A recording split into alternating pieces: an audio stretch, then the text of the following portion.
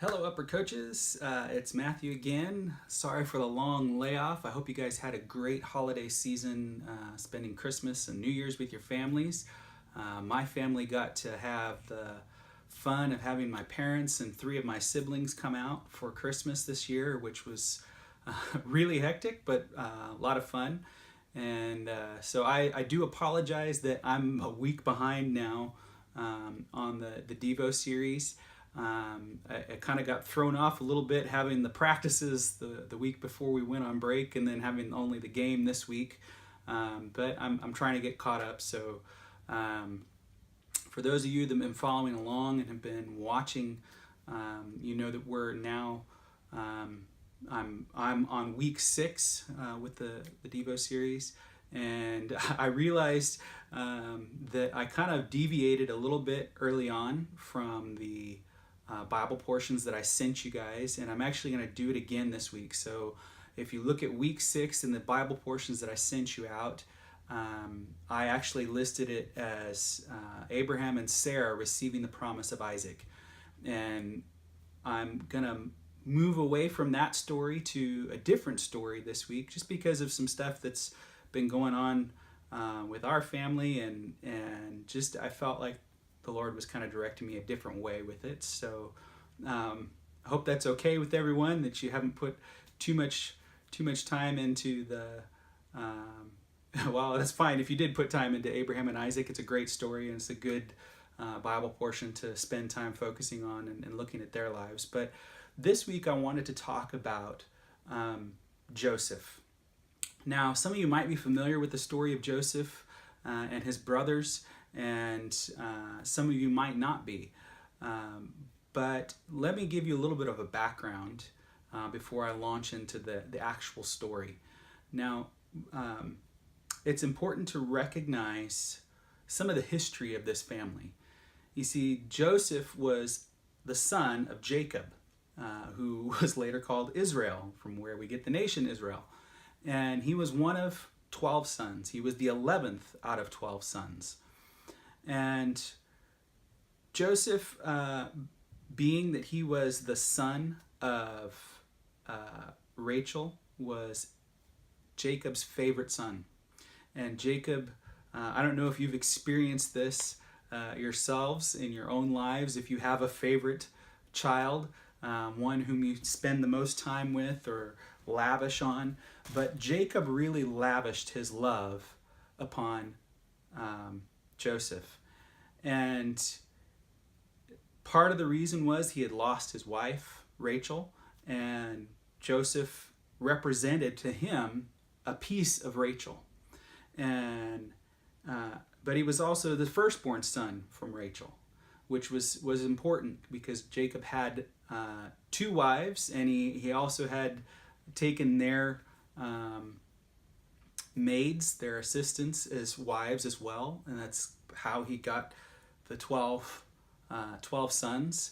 And so when you start to look at this family history, it kind of gets really you look at, sometimes we look at the Bible and we look at the people of the Bible and we think, man, they've got it all together, they've really got their lives in order. And yet the truth is they're just people, and they make mistakes, and they do things that, you know, we look at and we go, wow, how did you use that person, God? And Jacob is definitely one of those people who for all his good traits and good character qualities and his willingness to follow the Lord and have faith in the Lord and trust the Lord, you know, he had some real deep flaws in the way that he lived, in the way that he operated. And one of them was showing favoritism amongst his sons. And so when you look at the story of Joseph and his brothers and his family, you see that Joseph was the favorite son, so much so that his brothers hated him for it. They couldn't stand him. You know, the Bible talks about that they actually just abhorred him and wanted to kill him, actually, at one point.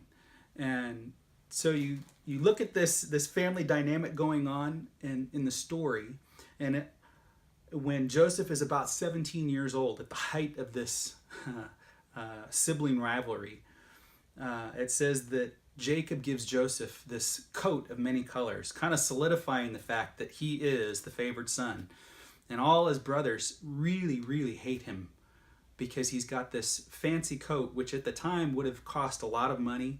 It would have been very difficult to get a hold of the dyes and the fabrics needed to make this coat of many colors. It wouldn't have been just, any old coat. This would have been name brand, top of the line. He really was pouring just lavish love upon Joseph. And so in the midst of all this going on, Joseph has this dream. And the first dream that he has is he and his brothers are out in the field and they're gathering grain sheaves and they're binding them up. And Joseph in his dream says that his sheaf stands up and all his brother's sheaves bow down to his. And he goes and, like a foolish 17-year-old, he goes and he shares this dream with his brothers. And his brothers get offended, greatly offended, and say, are you really going to rule over us? And so it's not bad enough that they already despise him because he's the favorite son. But now he's having these dreams and visions of him ruling over his brothers. And so he goes and Joseph has another dream. And this time it's the sun and the moon and 11 stars bowing down to Joseph's star. And so symbolically it was including even his parents into this. And, so Joseph, not learning the first time, goes and shares it again with his brothers. And it really makes them hate him all the more. So then eventually, if you know the story, Joseph goes and he gets sold into slavery.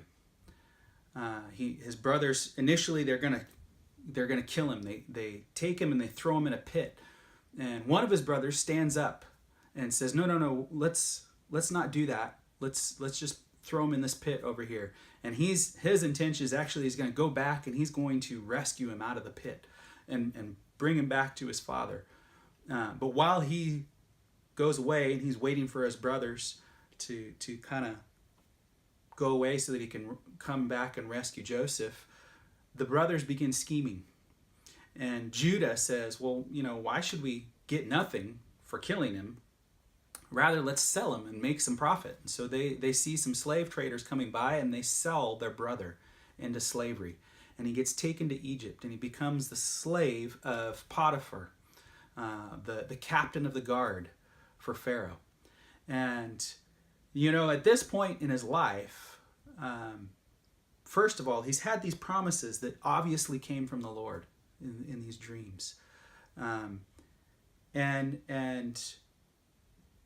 He's young, he's a teenager, he's probably got some hormones raging, he's got other stuff going on that would make it very easy for him to give up doing what he knows to be right, to give up living in a righteous way. And yet it says in the word, as you follow along in the story, that not only does he live righteously, but he lives in such a way that he becomes, Potiphar makes him ruler over his entire house. It says that Potiphar concerned himself with nothing except what he ate. He was so content to leave Joseph in charge that he didn't worry about anything. And then later on in the story, we see that Potiphar's wife begins to try and seduce Joseph. And even here, he has the opportunity, that Potiphar's not paying attention to anything that Joseph does or takes care of because he trusts him completely, implicitly.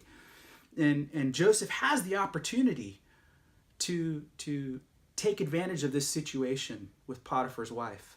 But he resists. He resists temptation. He continues to do what's right, even though he's a slave living in a foreign country. And so he resists, but then Potiphar's wife accuses him of rape. And Potiphar, without even asking any questions, takes him and in anger throws him into prison. Now again, Joseph is faced with a situation. He's been made a slave, and he continued to act righteously. He continued to do what he needed to do. He continued to endure with the hope that this promise that the Lord had given him was going to be fulfilled at some point. And it says that he continues to do what's right, even as he's thrown in prison. Now he has faced with another challenge, another choice. He's wrongfully accused, wrongfully charged, and thrown into prison. He could have said, that's it, I'm done. I'm not going to serve you. I'm not going to follow you anymore, God. You don't take care of me. You aren't true to your promises. But that's not what he does. From Scripture, we see that he continues to live a righteous lifestyle.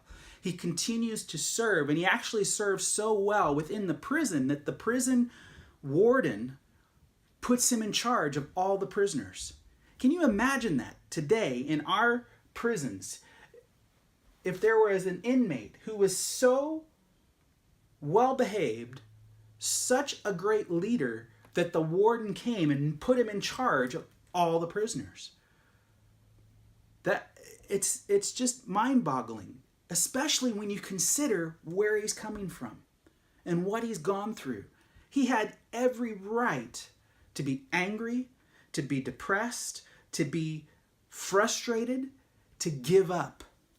Yet he continues to endure. He continues to do the right thing in the midst of hardship.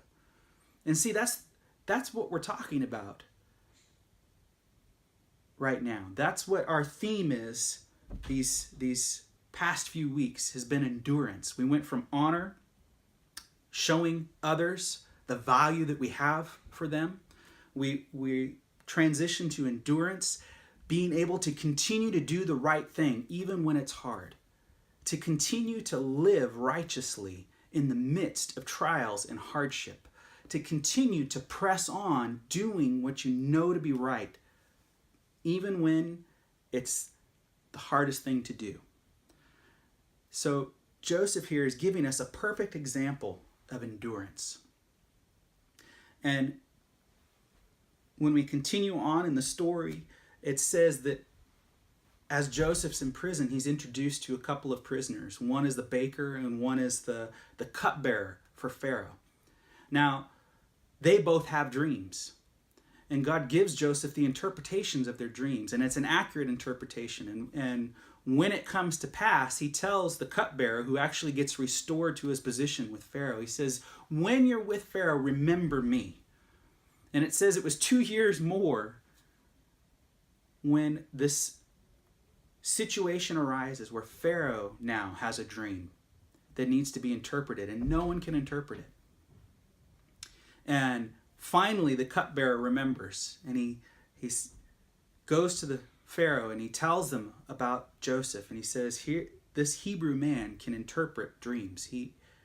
He's able to give the meaning of dreams." And so they call Joseph in before Pharaoh, and he hears these dreams, and he goes to the Lord and he interprets the dreams for Pharaoh.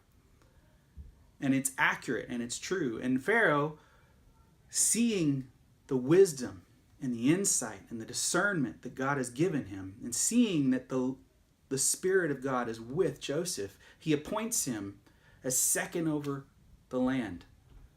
Second only to Pharaoh himself, he says, to put into place plans to take care of Egypt.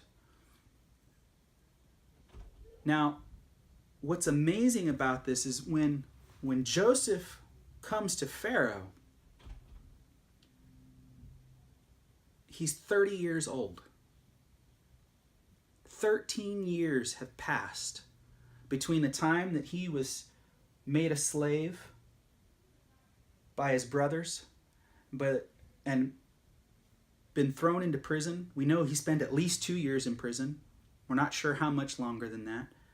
But now he's 30 years old. 13 years have passed.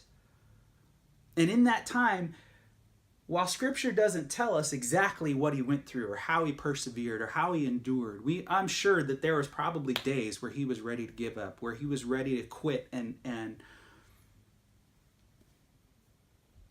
say, that's it, I've had it. No more, God. But yet Scripture tells us that he continued to be faithful. He continued to walk in a righteous way. He continued to live righteously in spite of the challenge, in spite of the trials, in spite of the things that he was facing. And then when he gets this position of power, now this is the first part of those dreams that he had when he was a teenager. You see, the first part is that he would be in a position of authority that would cause his brothers and his mom and his dad to bow down. So now he's in this position of authority, but see, the dream isn't fulfilled yet because it requires for his brothers to come. And that doesn't happen yet. And as you follow further in the story, you see that after the first 7 years of plenty in Egypt, and Joseph manages well, and he puts into storehouses all the excess, all the overflow of the land during these years of plenty. And he's preparing for these 7 years of famine. And when the famine hits, it hits everyone, everywhere. Not just Egypt, but all of the land. So even his brothers and his family back home in Canaan are affected by this famine. And they're forced to come to Egypt to buy grain. So his faithfulness, his diligence sets up this meeting now. And it's when he's 37, he's more than 37 years old, his brothers finally come. And they bow before him. And I honestly, I can't imagine the thoughts that had to be going through Joseph's head as he's standing here and he's watching this take place and he recognizes what's happening. And I'm sure immediately his mind went back to that dream as a 17-year-old kid of those grain sheaves bowing down. And it's funny to me the way the Lord works. See, he gave him a dream of grain sheaves bowing down. And here, what do his brothers come to try and get from him? Grain. And what is so amazing in this story is here in this moment, he has the opportunity to lash out and say, that's it. Now I'm going to get you back for everything you've ever done. Now I've got you. I've got you right where I want you, and I'm going to punish you. But yet as you go on in the story, you see that he's chosen to forgive. He continues to do what's right. He's learned to endure in doing good. He's learned to continue doing good even when it's hard, even when it's faced with challenges, even when he's faced with the opportunity to do wrong. He chooses to endure in righteousness. And guys, as we're working with the players and athletes and parents, and we have the opportunity continually to make that choice of, are we going to endure and do what's right, even when it's difficult? Now, I'll be honest, I struggled with endurance over the holiday break here. It was nice having a break. It was great seeing my family, but it was really difficult to press in and do some of the things that I knew I needed to do over the break. And I failed, obviously, in some of it because this video is not going out on time. But at the end of the day, what is it we're striving for? What are we enduring for? And why are we enduring? You see, Joseph didn't endure just for the sake of enduring. He didn't go through all this stuff just so that, he could say that he was a good person. He had something in mind. He had a hope that he was clinging to, a promise that he was holding on to. So what is that thing that we're striving for? What is that hope that we have that enables us to endure, to continue to strive and do good? As you're talking with your players through practices and as you're encouraging them and trying to motivate them, what is that thing that you're getting them to focus on that will cause them to endure when they want to quit? What is that thing that's going to cause them to press in all the more, to do what's right, to practice hard, to serve their teammates, to serve their opponents? What is that thing that you are encouraging them with to keep their mind on? What are they hoping for? What are they looking towards? What are you looking towards as you're coaching? What's your ultimate goal? Is it to win games? Is it for the players to get better? What is that thing that motivates you, that drives you, that makes you endure even the nights where practice is rough, even the games where, man, nothing goes right and you're losing? What is that thing that causes you to press on doing what's right and giving your best effort? Now, your best effort doesn't mean that it's the absolute best thing you could be doing. You can have a guy that has a 10 for 10 night shooting, gets 10 rebounds, 10 assists, but actually it wasn't his best effort. You can have a guy that shoots 0 for 10, gets no rebounds, no assists, no steals, and yet he absolutely gave it every last ounce of effort. You see, the stat sheet and the score don't always represent, did we give our best? Did we endure? The win column doesn't always reflect, were we enduring to the end? And it's important that we remind our athletes of that we get them to realize in life, there's going to be times where you come out with a win, and there's going to be times where you come out with a loss. But what's important is, did you endure in doing what was right? Did you give your best effort? Did you strive to continue doing what you know to be right, even when it's hard, even when you want to give up? You see, that's the test of endurance. Endurance isn't measured in the first quarter. Endurance is measured in that last minute of the fourth quarter, or the last minute of overtime, or the last, are you still giving your best? Are you still going hard? And in life, endurance is not measured at the beginning of your life. It's measured in those hard times. It's measured in those seasons where you're struggling and pressing and you're pushing and you're pressed on all sides. Are you going to overcome? Are you going to keep going? And what is that thing that you've kept in your mind? What is that promise from the Lord, from His Word, that you're hanging on to? For Joseph, it was those dreams that God had given him. He was pressing in, holding on, knowing that God was going to fulfill the promises He had made. He continued to do what was right, even when it was impossible circumstances. He continued to press on. What is that thing you're holding on to? How are you going to press on? What is going to be, when people look back on your life, what will they see? What is going to mark it? Will it be marked by endurance, by faithfulness, by perseverance? Or will you come up short? Well, guys, I hope this encourages you. I'm going to be working on the next video for our last week of the theme of endurance. And we're going to be talking about Jesus in the Garden of Gethsemane. So that will be coming out here shortly. Hope this week you guys are blessed as you are probably playing games today. Today is Saturday, so I hope that things go well for you, that you have good games, that your teams play hard, play well, that no one gets hurt, that you have a fun time.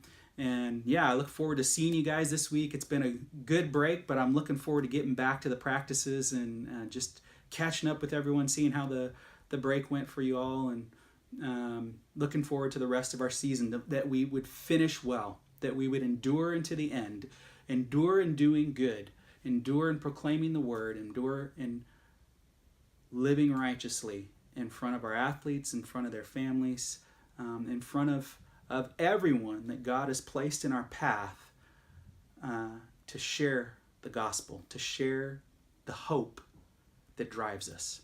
So blessings, guys. Have a good week.